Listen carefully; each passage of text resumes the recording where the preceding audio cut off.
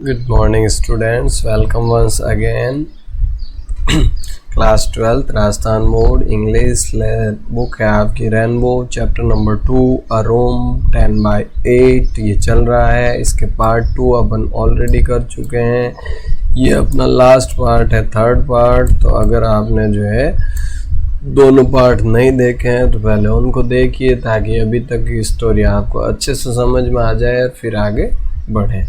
First part में अपन ने देखा किस प्रकार से जो है मलिक फैमिली है वो अपना मकान बनाने जा रही है और उसमें एक चेंजेस किया है उन्होंने नक्शे में। जो स्टोर रूम है उसको एक 10/8 के रूम में तब्दील कर दिया है। उसके बाद वो घर को बनाने के लिए जैसे ही घर जो है तैयार हुआ तो गवर्नमेंट ने उसको एक्वायर कर लिया और इस प्रकार से मिसेस मलिक उसमें शिफ्ट नहीं हो सके और तभी उनका ट्रांसफ़र हो जाता है और वो दूसरी जगह चले जाते हैं। और इसी दौरान काफ़ी साल बाद जो है वापस दिल्ली आने में उनको काफ़ी साल लग जाते हैं। इसी दौरान उनके बेटी की शादी हो जाती है। उनकी दादी माँ यानी कि मिसेस मलिक की जो सास है, मिस्टर मलिक की माँ जो है, उनका देहांत हो जाता है और अब उनके एक ही जो है बचता है कि भाई मिस्टर मलिक का बेटा है, उसकी शादी होनी है और वो भी ये चाहते हैं मिस्टर मलिक की भी मेरी रिटायरमेंट से पहले मैं ये भी करवा दूं। और वो भी शादी हो जाती है, मिस्टर मलिक रिटायर्ड हो जाते हैं और अब वो अपना घर वापस लेने के लिए गवर्नमेंट को लेटर लिख रहे होते हैं। और इसी दौरान उनकी मृत्यु हो जाती है। उनकी मृत्यु के 3 महीने बाद घर इनको वापस मिल जाता है और अब घर में शिफ्ट होने के लिए इनसे भी ज़्यादा मिसेस मलिक की जो डॉटर इन लॉ है वो बहुत ज़्यादा ईगर होती है। सारी चीज़ें चुन चुन के वो तैयार करती है, फर्नीचर वगैरह सब सेट करती है। और अब मंडे का दिन जैसा कि ऑस्पियस समझा जाता है, शुभ समझा जाता है, तो वो उस दिन मूव करना होता है, लेकिन बारिश की वजह से मॉर्निंग में नहीं मूव कर पाते हैं। शाम के समय वो जाने के लिए तैयारी करते हैं और अब मिसेस मलिक जो है कार में पीछे बैठी हुई है। वो सारी चीज़ें उसको याद आ रही है, किस तरीके से घर बनाया, वो उसने कितने तकलीफ सहन की, किस प्रकार से जो है वो धूप में खड़ी रही, कड़ी धूप में भी उसने जो है वो मेहनत की। और कई बार तो उसने अपना दोपहर का भोजन भी नहीं खाया, कई बार वो बारिश में भीगी भी, नेबर्स के साथ उसने अच्छे रिलेशन मेंटेन किए। वो सारी चीज़ें उसको याद आ रही है और इसके साथ साथ उसके अंदर जो फिगर बना हुआ था लेडी का वो भी याद आ रहा है कि भी लेडी का स्केच की भी मेरा स्केच है। और उसी प्रकार से जिस स्टाइल में वो खड़ी रहती थी वैसा ही उसी स्टाइल में आर्किटेक्ट ने उसको बनाया था। और इसके मन में ये था कि भाई कभी कभार मैं कभी न कभी अपनी पुत्र वधू को ये जरूर दिखाऊंगी।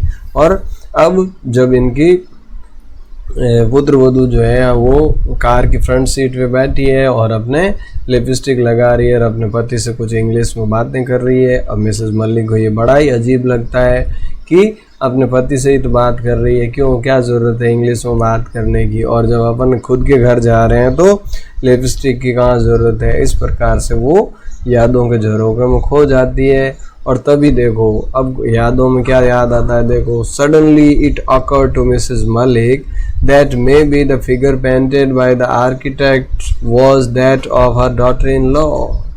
भाई जो फिगर मैरून साड़ी में था, अब मैरून साड़ी तो मिसेस मलिक ने कभी पहनी नहीं थी, तो अब उनके माइंड में अचानक से ये बात आती है कि हो सकता है उस आर्किटेक्ट ने जो फिगर बनाया है लेडी का वो उसकी डॉटर इन लॉ का हो, पुत्र वधू का हो।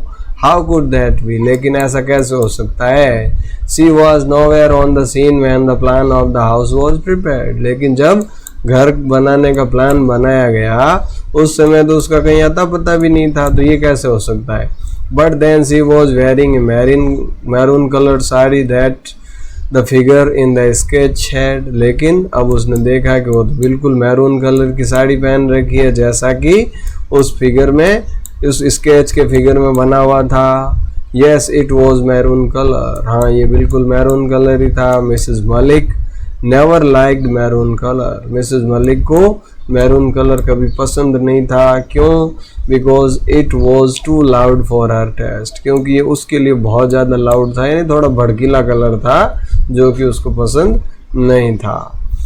It was girl like her daughter in law who were fond of maroon colour, ये तो उन लड़कियों के लिए था, उसकी पुत्र वधू जैसी लड़कियों के लिए था जो कि फॉन्ड ऑफ दी, शौकीन थी मैरून कलर की। She can wear maroon surely said Mrs Malik to herself. अब मिसेस मलिक जो है उसने खुद से कहा कि वो निश्चित रूप से मैरून पहन सकती है।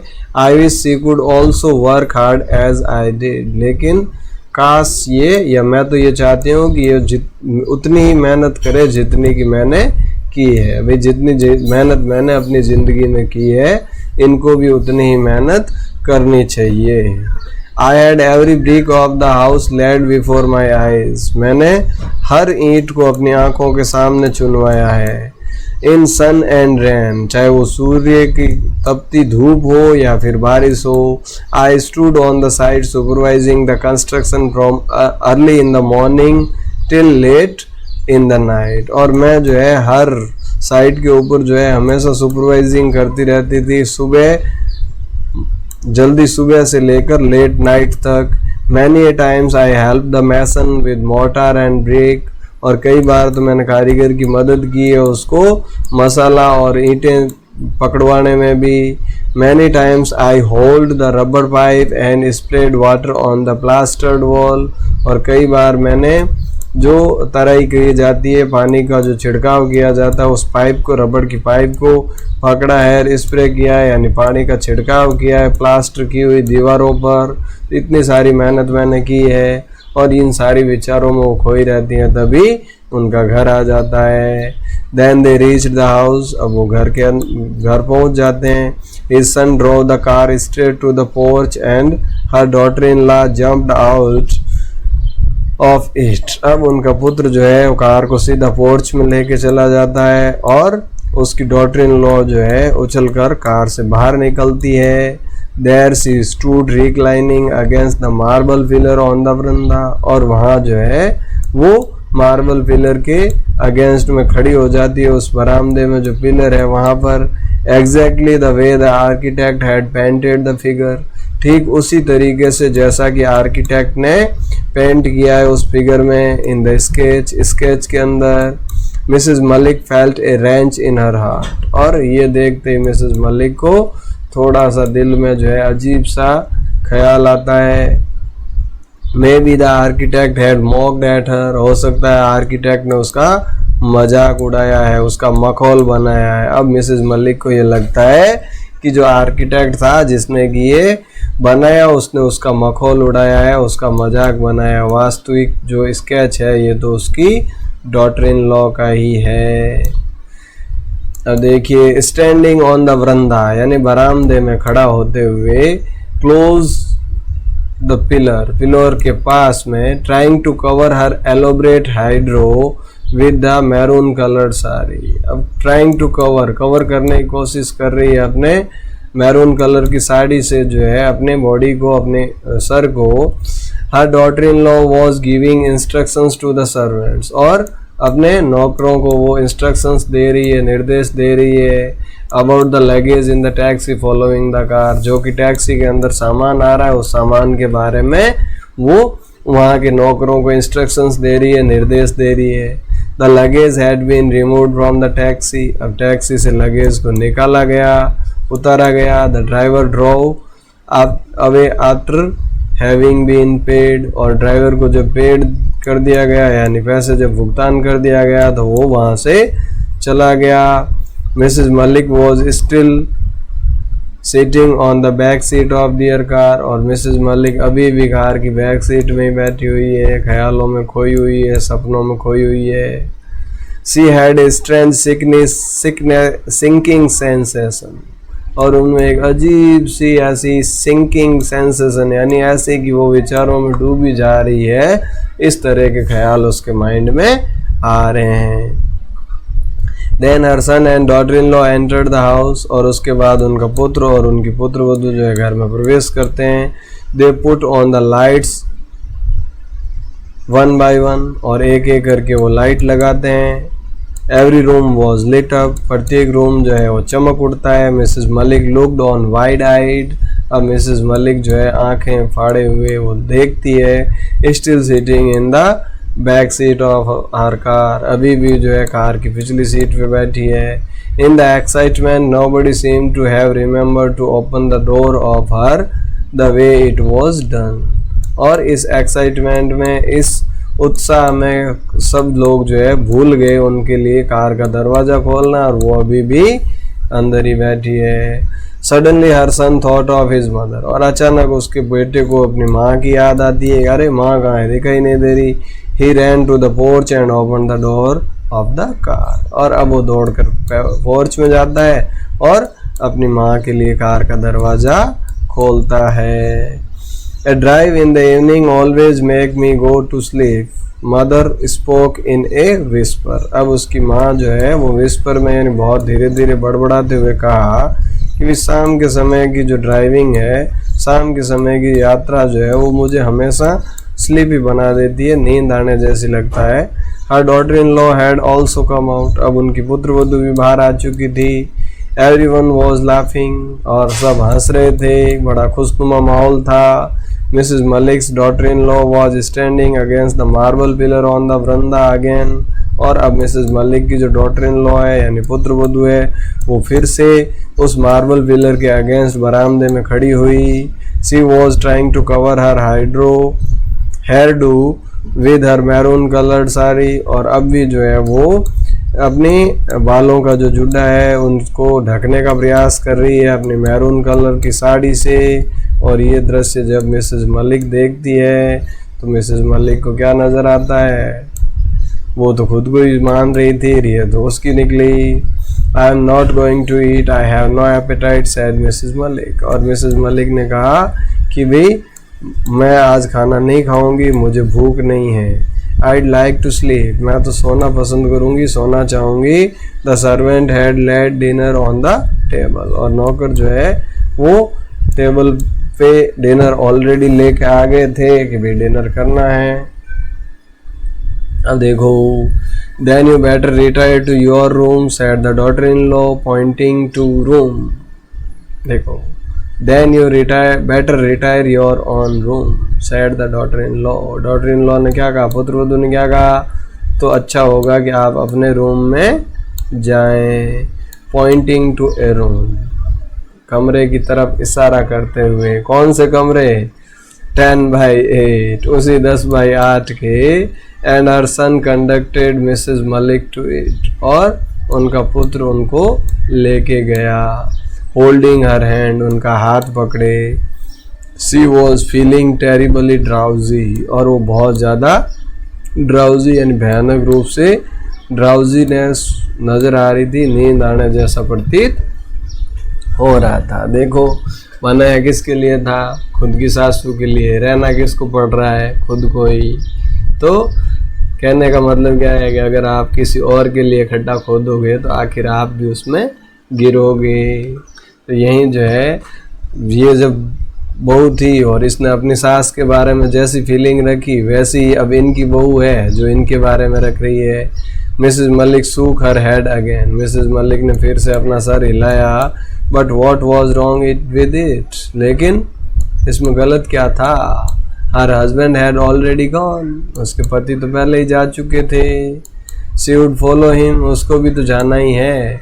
One day she must do it. एक न एक दिन तो उसको भी जाना ही है. I thought it could be my mother-in-law's room. After her, it might be converted into a store. अभी कह रहा मैंने तो सोचा कि ये मेरी सासू माँ का रूम होगा और उसके बाद इसको स्टोर रूम में बदल दिया जाएगा.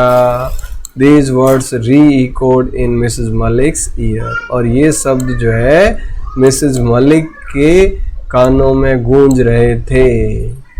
And then she heard her daughter in law's comment. और उसके बाद जो है उसकी डॉटर इन लॉ यानी पुत्र वधू का जो कमेंट था, जो वार्तालाप थी, वो उसने सुनी. The house is otherwise very well planned. भाई घर जो है वो बहुत ही बढ़िया प्लान किया हुआ है. अदरवाइज यानी बिल्कुल सही. It lacks only A store room. इसमें सिर्फ एक स्टोर रूम की कमी है. घर बहुत बढ़िया बनाया हुआ है लेकिन एक ही स्टोर रूम की कमी है. I'd like to have a big enough store. और मुझे काफ़ी बड़ा स्टोर पसंद है. Mrs. Malik heard it and she felt as if she was sinking deep and deep into bottomless well. और जब मिसेस मलिक ने ये सुना तो उसने ऐसा महसूस किया जैसे कि वो किसी बिना पैंदे के कुएं के अंदर डूबती जा रही है।